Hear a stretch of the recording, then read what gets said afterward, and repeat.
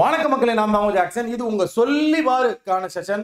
So RRB PO RRB clerk ப்ரிலிம்ஸை முன்னிட்டு நம்ம பசில் சீட்டிங் கொடுத்துக்கிட்டே இருக்கோம். ஸோ இதை சால்வ் பண்ணி கமெண்ட் பாக்ஸில் கமெண்ட் பண்ணுங்க.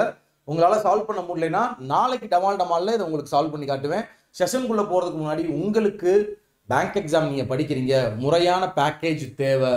ஒரு வீடியோ கோர்ஸு, ஒரு topic wise PDF, exam wise PDF, study planner, section test, mark test, பிலிம்ஸ்க்கு மெயின்ஸ்க்கு இப்படி எல்லாமே பார்த்தீங்கன்னா இதுக்குள்ளே அவைலபிளாக இருக்கும் ராயல் பாஸ்க்குள்ளே. ஸோ 6 மந்த்துக்கு உங்களுக்கு வேணும்னு நினச்சிங்கன்னா 599, 12 மந்த்துக்கு வேணும்னு நினச்சிங்கன்னா 899. ஸோ நம்ம 2026 வந்து பிளான் பண்ணியிருக்கிறது என்னன்னு பார்த்தீங்கன்னா பிடிஎஃப் கோர்ஸ் கண்டிப்பாக லான்ச் ஆகும். வீடியோ கோர்ஸ் பார்த்தீங்கன்னா எக்ஸாம் வைஸ் நம்ம கொடுக்கலாம்.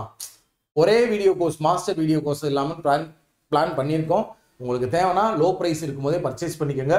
ஸோ உங்களுக்கான கேள்விகள், ஸோ இதுதான் உங்களுக்கான கேள்வி. 6% இருக்காங்க ட்ரையாங்குலர்.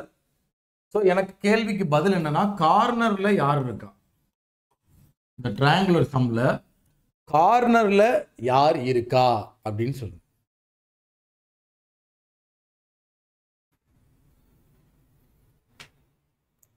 இதுங்க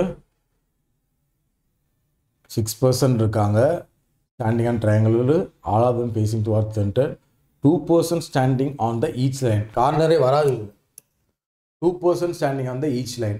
சரி, அப்போ Qவோட செகண்ட் ரைட் யாருன்னு சொல்லுங்க. Qவோட செகண்ட் ரைட் யாருன்னு சொல்லுங்க. இதில் 2% ஸ்டாண்ட் ஆன் ஈச் லைன்னு சொல்லிட்டான். அப்போ சைடில் மிடில் சைடில் மட்டும்தான் ரெண்டு பேர் இருக்காங்க, கார்னரில் யாருமே இல்லை. ஸோ எனக்கு Qக்கு செகண்ட் ரைட் யார் வருவா அப்படின்றத கமெண்ட் பண்ணுங்கள். ஸ்க்ரீன்ஷாட் எடுத்து முடிச்சுட்டு Qவோட செகண்ட் ரைட் யாருன்றதை கமெண்ட் பண்ணுங்கள். உங்களுக்கு விழுப்புறது உங்கள் ஜாக்சன். மறக்காமல் டெய்லியுமே சொல்லி சால்வ் பண்ணி பாருங்கள்.